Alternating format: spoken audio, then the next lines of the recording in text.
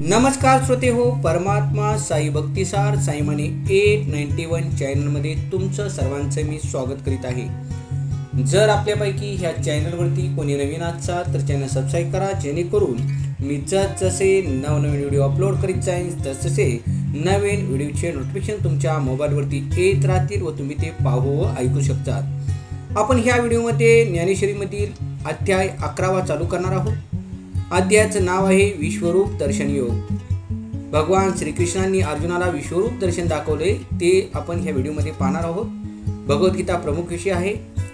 श्लोक नंबर 1 ते 55 श्लोक आहे. प्रथमतः आपण श्लोक नंबर 1 ते 55 काय सांगितले ते पाहू, त्याच्यानंतर आपण पूर्ण अध्याय पाहू. हा पूर्ण अध्याय मराठीमध्ये आहे. ओवी नंबर 696 ते 708 आहे. मी अध्याय वाचत असताना मध्ये मी ओवी नंबर सांगणार नाही. श्लोक नंबर 1 ते 4 मध्ये विश्वरूप दाखवण्यासाठी अर्जुनाची प्रार्थना भगवान श्रीकृष्णांना. श्लोक नंबर 5 ते 8 मध्ये भगवंताने आपल्या विश्वरूपाचे केलेले वर्णन. श्लोक नंबर 9 ते 14 मध्ये धृतराष्ट्राला संजयने सांगितलेले विश्वरूपाचे वर्णन. श्लोक नंबर 15 ते 31 अर्जुनाने पाहिलेले भगवंताचे विश्वरूप आणि त्यांची केलेली स्तुती. श्लोक नंबर 32 ते 34 मध्ये भगवंताने केलेले आपल्या प्रभावाचे वर्णन आणि युद्धाला तयार होण्यासाठी अर्जुनाला उपदेश केलेला. श्लोक नंबर 35 ते 46 मध्ये अर्जुनाने केलेले भगवंताची स्तुती आणि चतुर्भुज रूपाचे दर्शन देण्याविषयी प्रार्थना. श्लोक नंबर 47 ते 50 मध्ये भगवंताने आपल्या विश्वरूप दर्शनाचा सांगितलेली महिमा, चतुर्भुज व सौम्य रूपाचे दर्शन. श्लोक नंबर 41 ते 55 मध्ये दिलेला आहे. अनन्य भक्तीखेरीज चतुर्भुज रूपाच्या दर्शनाची दुर्बलता आणि फलासहित अनन्य भक्तीचे वर्णन केले आहे. आता आपण संपूर्ण श्लोकातील विषय प्रत्येक श्लोकाद्वारे पाहूया. श्लोक नंबर 1 मध्ये अर्जुनाने केलेली भगवत वचनांची प्रशंसा. श्लोक नंबर 2 ते 3 मध्ये अर्जुनाने विश्वरूप पाहण्याची इच्छा प्रकट करणे. श्लोक नंबर 4 मध्ये विश्वरूप दर्शन देण्याविषयी अर्जुनाची प्रार्थना. श्लोक नंबर 5 ते 6 मध्ये आपले विश्वरूप पाहावयास भगवंताचे अर्जुनाला सांगणे. श्लोक नंबर 7 मध्ये विश्वरूपाच्या एक अंशात सर्व जगत पाहावयास भगवंताचे सांगणे. श्लोक नंबर 8 मध्ये विश्वरूप पाहण्यासाठी अर्जुनाला भगवंतानी दिव्य चक्षु देणे. श्लोक नंबर 9 मध्ये अर्जुनाला भगवंताने आपले विश्वरूप दाखवणे. श्लोक नंबर 10 ते 11 मध्ये दिलेला आहे संजयाने केलेले विश्वरूपाचे वर्णन. श्लोक नंबर 12 मध्ये दिलेला आहे विश्वरूपाच्या प्रकाशाचा महिमा. श्लोक नंबर 13 मध्ये अर्जुनाला विश्वरूपात सर्व जगत एकाच जागी स्थित असलेले दिसणे. श्लोक नंबर 14 ते 15 मध्ये विश्वरूपाच्या दर्शनाने अर्जुनाचे विस्मित होणे व विश्वरूपात देवता व ऋषी वगैरे पाहणे. श्लोक नंबर 16 ते 17 मध्ये विश्वरूपाला अनेक बाहू व उदर इत्यादी पाहणे, तसेच किरीट, गदा, चक्र इत्यादींनी युक्त पाहणे. श्लोक नंबर 18 मध्ये दिलेला आहे विश्वरूपाची स्तुती केलेली आहे. श्लोक नंबर 19 मध्ये सामर्थ्यशाली व प्रभावयुक्त विश्वरूपाचे दर्शन. श्लोक नंबर 20 मध्ये अद्भुत विराट रूपाने सर्व जगत व्यापलेले पाहणे. श्लोक नंबर 21 मध्ये विश्वरूपात प्रवेश करणाऱ्या देवाचे व स्तुती करणाऱ्या महर्षीचे दर्शन दिलेले आहे. श्लोक नंबर 22 मध्ये विश्वरूप पाहून विस्मय पावलेल्या रुद्राधिकांचे दर्शन. श्लोक नंबर 23 ते 25 मध्ये भगवंताचे विशाल रूप पाहून अर्जुनाने भयभीत होणे. श्लोक नंबर 26 ते 27 मध्ये दिलेला आहे दोन्ही सेनेतील योद्धे विराट स्वरूपाच्या मुखात प्रवेश करून नाहीसे होत असलेले दिसणे.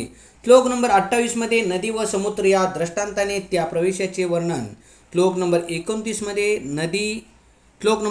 मध्ये दीप व पतंग दृष्टांताने नाशाच्या दृश्याचे वर्णन.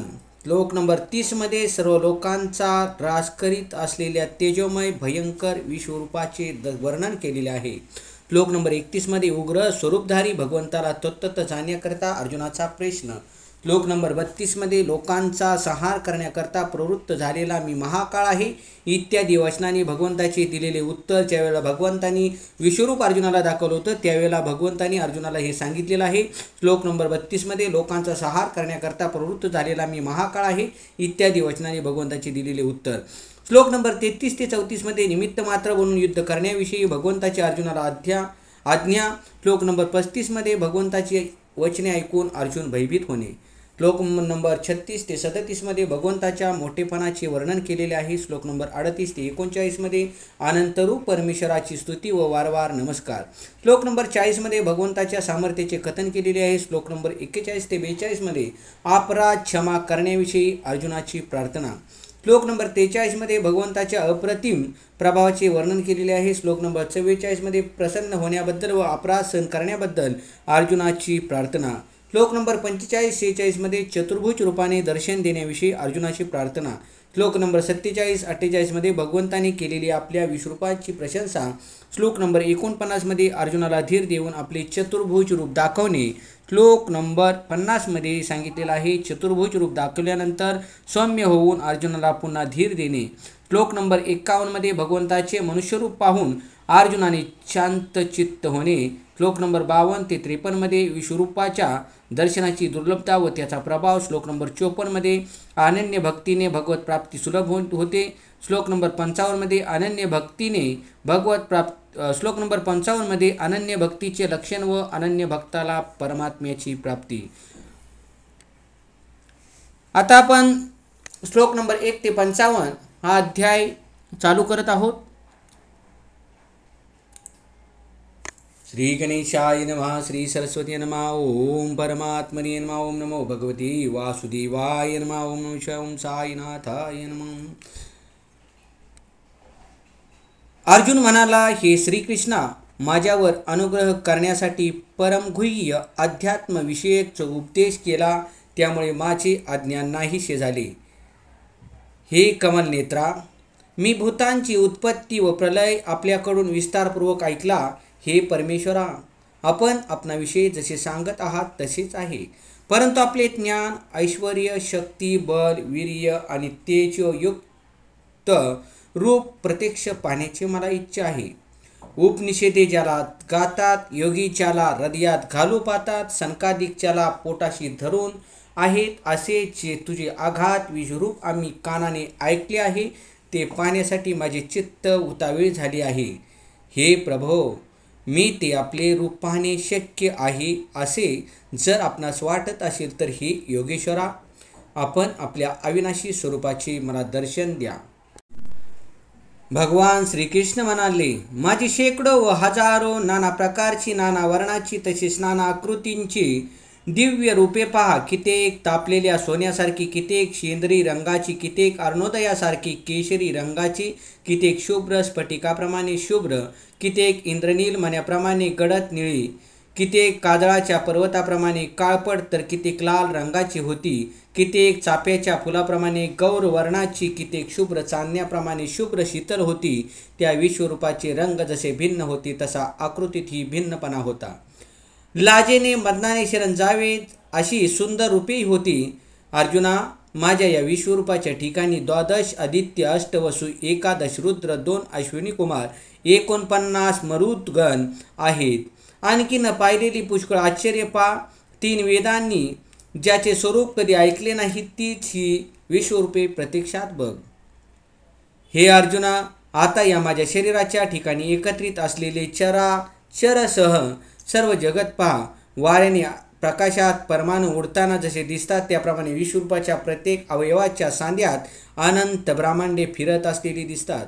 अर्जुना, तू आपल्या या प्राकृत डोळ्यांनी माझे रूप पाहू शकत नाहीस. मी तुला दिव्य दृष्टी देतो, त्यामुळे तू माझे सामर्थ्य पाहू शकशील. संजय म्हणाला, हे धृतराष्ट्रा, श्रीकृष्णाने असे बोलून त्यानंतर श्रेष्ठ असे आपले परम ऐश्वर्ययुक्त दिव्य स्वरूप दाखवले. अर्जुना, दिव्य दृष्टी प्राप्त होऊन विश्वरूप विषयक अविद्येचा अंधकार जावयास लागला. ती भगवंताच्या मुखातील अक्षरे नव्हती, तर ती ब्राह्म्याचे सार्वभौम्य राज्य दाखवणाऱ्या ज्ञान कला स्वरूप मशाली आहेत आणि त्या खास अर्जुनाकरता श्रीकृष्णांनी पेटवलेले आहेत. सपाट अनादी भूमिकेवर हे चराचराचे चित्र उमटले, ते आपले विश्वरूप श्रीकृष्णांनी दाखवले.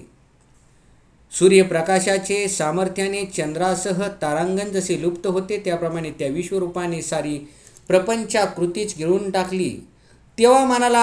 तेव्हा मनाला मनपणाची संकल्प विकल्प करण्याची स्फूर्ती राहिली नाही.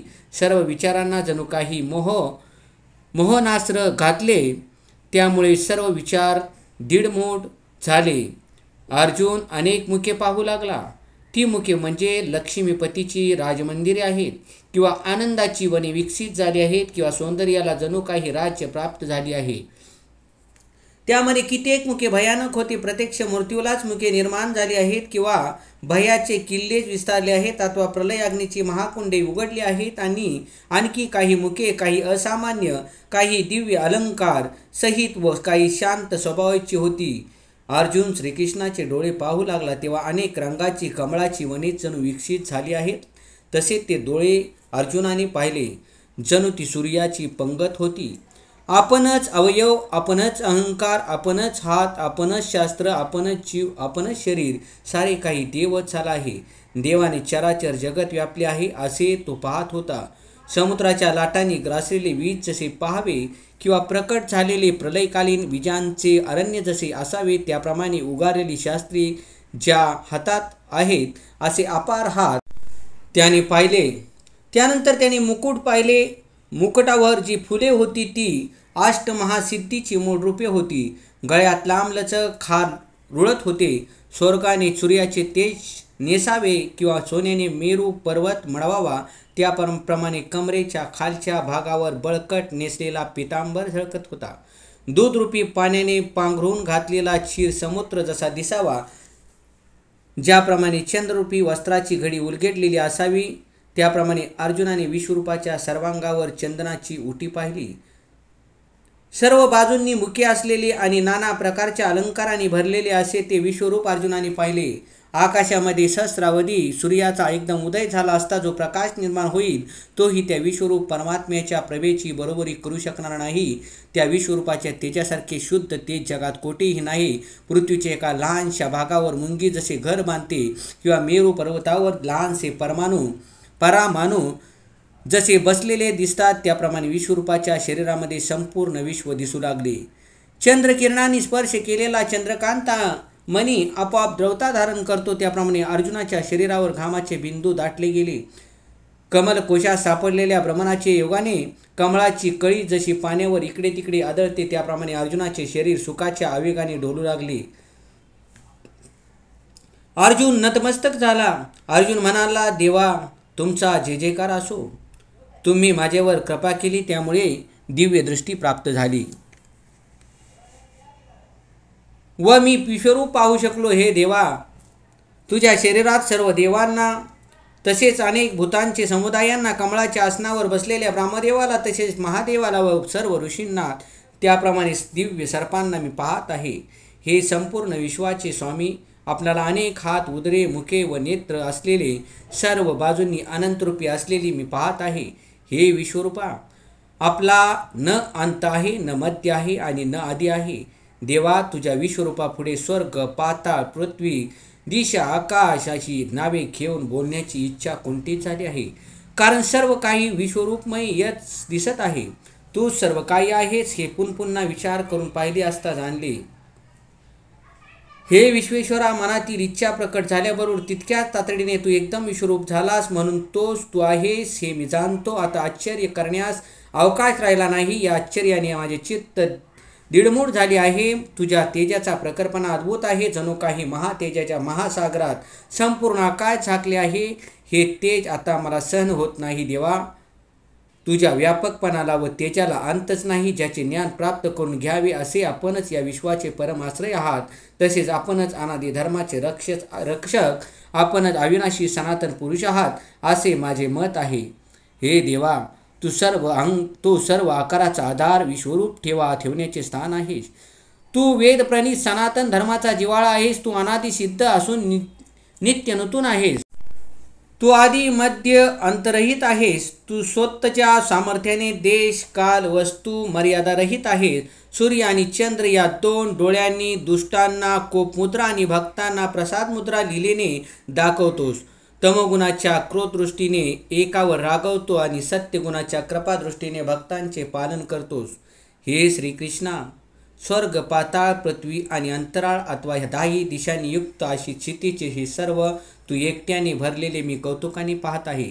हे महात्मन, तुझे हे अद्भुत आणि उग्र रूप पाहून तिन्ही लोक अत्यंत व्यतीत होत आहेत.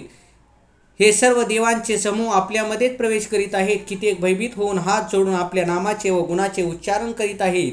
तसेच महर्षीचे व सिद्धांचे समुदाय जगताचे कल्याण असो असे म्हणत उत्तम उत्तम उत्तम स्तोत्राने आपली स्तुती करत आहेत. हे 11 रुद्र व 12 आदित्य तसेच 8 वसु आणि 7 गण विश्वदेव तसेच अश्विनी कुमार व मरुद्गण आणि पितरांचा समुदाय व गंधर्व यक्ष राक्षस आणि सिद्धगण यांचे समुदाय आहेत. ते सर्वच विस्मित होऊन आपणाकडे पाहत आहेत.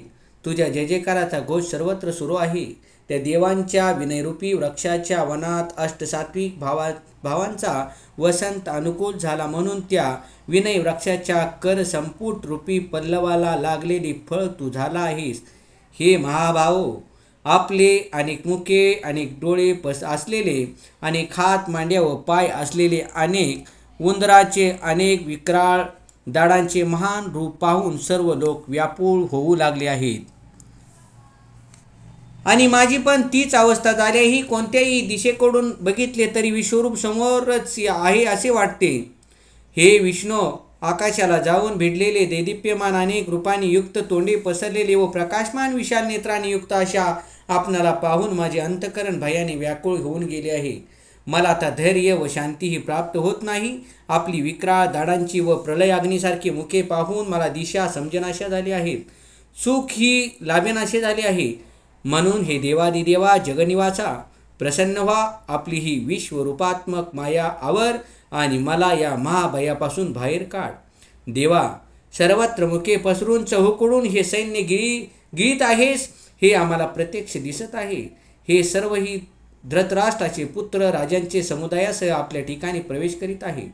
आणि पितामह भीष्म, द्रोणाचार्य तसेच तो कर्ण व आमच्या पक्षातील ही प्रमुख योद्ध्यांच्यासह सगळेच मोठ्या वेगाने अपयश विक्राळ दाडांच्या भयंकर तोंडात घुसत आहेत व कित्येक छिन्न भिन्न मस्तकाने आपल्या दातांच्या फटीत अडकलेले दिसत आहेत. देवा, आता हा विश्वरूप पावा चळता वारा कोण आवरू शकेल? विषाने भरलेले गगन कोण गिळू शकेल?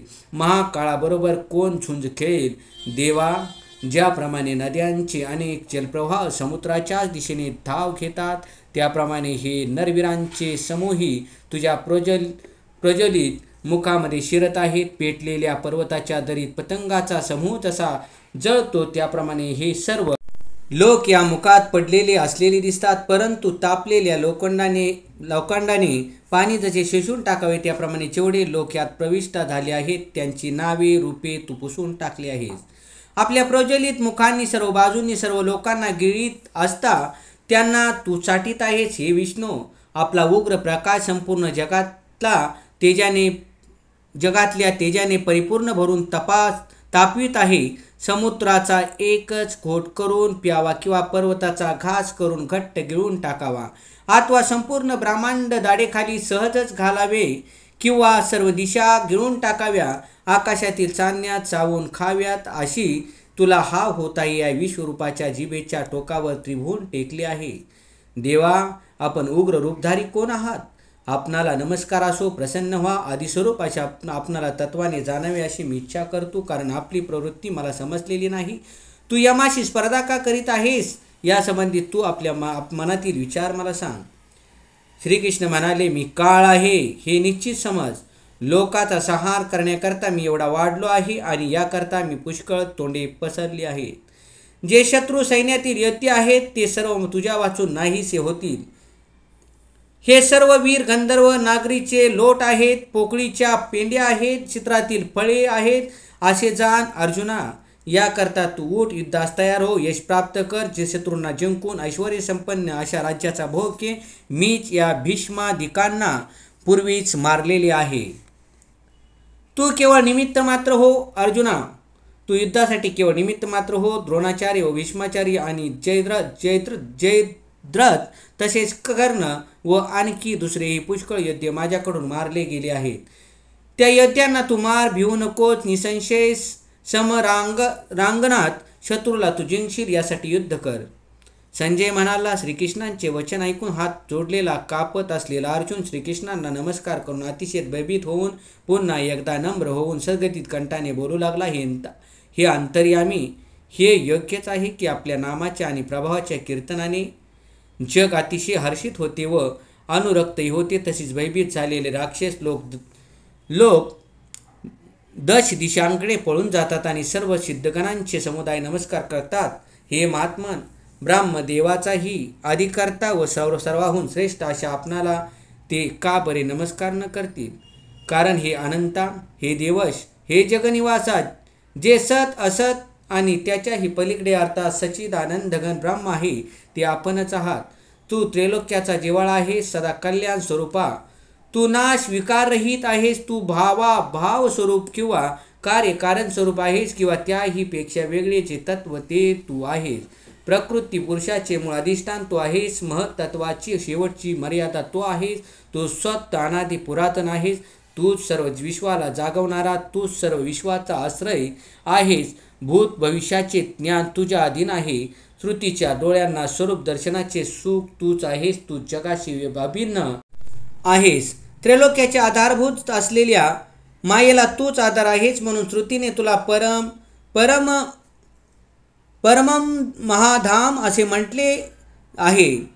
कल्पाच्या शेवटी माया तुझ्या स्वरूपात प्रवेश करते. आधी काय सांगावे, देवानेच हे संपूर्ण विश्व विस्तारले आहे. हे अनंत रूपा, तुझी स्तुती कोणी बरे करावी? देवा, तू वायू, यम, अग्नी, वरुण, चंद्र, ब्रह्मदेव आणि ब्रह्मदेवाचाही पिता आहेस. तुला 1000 वेळा नमस्कार असो अनंता. तू वायू, तू नियमन करणारा यम, प्राण्यांच्या ठिकाणी जठराग्नीच्या रूपाने जो आहे तो तूच आहे. जगत उत्पन्न करणारा ब्रह्मदेव आणि जगाचा पितामह असलेल्या ब्रह्मदेवाचाही पिता आणि जगाचा प्रपितामह आदी जनक तू आहेस. आणखी जगात जे जे काही आहे त्याला व्यावहारिक रूप असो वा नसो, पण ते सर्व परमार्थत तूच आहेस. तू जसा आहेस तू तसा तुला नमस्कार असो. आकाश जसे संपूर्ण पोकळीच होऊन राहते, त्याप्रमाणे सर्व रूपाने व्यापून तू सर्वसाधारण प्राप्त झाला आहेस. आधी काय सांगावे, हे सर्व विश्व केवळ तूच आहेस. म्हणून तू सर्व आहेस. परंतु क्षीर समुद्रावर शिरांच्या लाटा असतात, त्याप्रमाणे तुझ्या अधिष्ठानावर जग असले तरी तुझ्यापेक्षा भिन्न नसल्यामुळे ते जग तूच आहेस. म्हणून देवा, सर्वापेक्षा तू वेगळा नाहीस. हे माझ्या यथार्थ अनुभवाला आले आहे. सारांश तूच सर्व आहेस. आपणाला सका मानून व आपला हा महिमा न जाणता माझ्याकडून प्रेमाने किंवा प्रमादाने हे कृष्णा, हे यादवा, हे सकया असे जे काही मुद्दाम म्हटले गेले आहे आणि अच्युता उपासाने व्यवहार करताना, निजताना, बसताना, भोजन प्रसंगी, एकटे असताना किंवा त्या मित्राच्या समक्षही माझ्याकडून अपमानित झाला आहात, तरी ज्याचे ऐश्वर्य षड्गुण अमर्याद आणि अगम्य आहे, अशा तुला मी क्षमेची प्रार्थना करीत आहे. हे प्रभो, मुलाचे अपराध आई जशी पोटात घालते, त्याप्रमाणे तू सर्व माझे अपराध पोटात घाल. हरिहरादी देवांनाही तूच परमपूज्य देवता आहेस. वेदाला ज्ञान देणारा तू आद्य गुरु आहेस. सर्व भूतमात्रामध्ये तू सम आहेस. तू निर्माण केलेल्या आकाशात सारे जग सामावलेले आहे. इतका तू मोठा आहेस असे अर्जुनाने म्हटले आणि पुन्हा देवाला साष्टांग नमस्कार केला. तेव्हा तेथे त्याला सात्विक भावाचे भरते आले. त्याची वाचा सद्गतीत झाली व तो म्हणाला, देवा प्रसन्न हो, मला या अपराध रूपी समुद्रातून वर काढ. पुत्राचे अपराध वडील जसे सहन करतात त्याप्रमाणे तू माझे अपराध सहन कर. देवा, मी लाडीवाळपणा केला, विश्वरूप दाखवण्याविषयी हट्ट केला आणि तो तू पूर्ण केलास. देवा, आता विश्वरूपापासून मनाला भय निर्माण झाले आहे. म्हणून पूर्वीचे रूप दाखव. किरीट धारण केलेल्या, गदा घेतलेल्या, चक्र हातात असलेल्या तुला पूर्वीप्रमाणे पाहण्याची इच्छा करीत आहे. हे विश्वव्यापका, आता चतुर्भुज रूपाने प्रकट हो. ते रूप पाहण्यासाठी मी उत्कंठित झालो आहे. विश्वरूपाचे सोहाळे बघून माझे डोळे शांत झाले आहेत. आता कृष्ण मूर्ती पाहण्यासाठी मी अति उत्सुक आहे. सगुण साकार कृष्ण रूपा वाचून दुसरे काही पाहणे माझ्या डोळ्यांना आवडत नाही. श्रीकृष्णाच्या मूर्ती वाचून आम्हाला मोक्षही आवडत नाही. म्हणून पूर्वीसारखा साकार हो आणि आता हा विश्वरूपाचा पसारा आवर.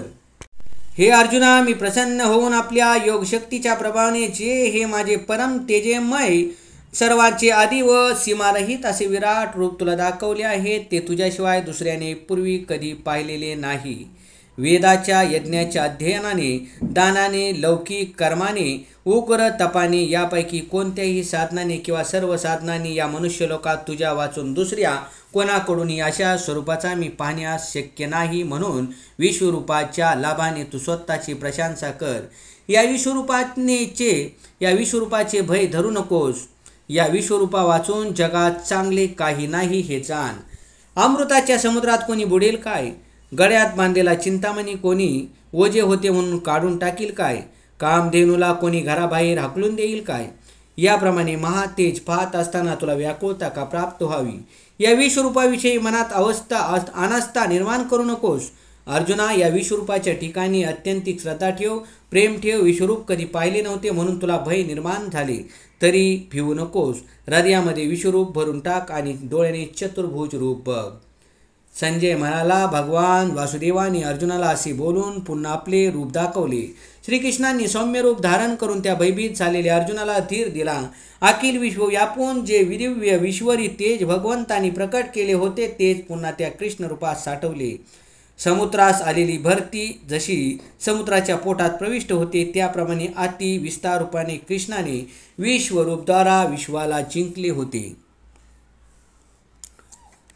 तेच कृष्णरूप पूर्वीप्रमाणे शांत, सुंदर, सगुण साकार झाले. सूर्य अस्ताला गेल्यानंतर पुन्हा तारा जसा आकाशात उदयाला येतात त्याप्रमाणे अर्जुन लोकासहित पृथ्वी पाहू लागला. कुरुक्षेत्र व 2 भागात असलेले आपले सैन्य दिसू लागले. अर्जुन म्हणाला, हे जनार्दना, तुझे हे शांत मनुष्यरूप पाहून भयाचा त्याग करून शांत प्रसन्न चित्ताने स्वस्थ झालो आहे. तहानेने पिडलेल्या मला अमृताचा सागर भेटला. आता जगण्याविषयी विश्वास निर्माण झाला आहे. माझ्या हृदयरूपी अंगणात हर्षरूपी वेलाची लावणी होत आहे. आता माझे सुखाशी ऐक्य झाले आहे. भगवान श्रीकृष्ण म्हणाले, हे अर्जुना, तू जे माझे विश्वरूप पाहिले त्याचे दर्शन होणे महाकठीण आहे. देव देखील सर्व काळ या रूपाच्या दर्शनाची इच्छा करतात. कोणतेही साधन विश्वरूपाच्या प्राप्तीचे उपाय होऊ शकत नाही. तू ज्या प्रकाराने मला पाहिले आहेस तशा प्रकारचा मी वेदाने, तपाने, दानाने, यज्ञाने पाहणे शक्य नाही. जर भक्ती हृदयाच्या घरी येऊन चित्ताला वरील भक्तीचे चित्ताशी लग्न होईल तर हे शक्य आहे. ती भक्ती असे पाहिजे की पावसाच्या धारा जशा वर्षावा करता पृथ्वी वाचून दुसरी गती जाणत नाहीत त्याप्रमाणे इंद्रियांनी अंतप्रवृत्ती यांच्या संकारासह न आवरणाऱ्या अखंड प्रेमाने माझ्याशी एकरूप होऊन माझ्यामध्ये संचारणे याला भक्ती म्हणतात. माझ्या सगुण रूपापासून मुंगीपर्यंत चराचरात भक्ती करण्याकरता दैत्यांची भ्रांती नसावी.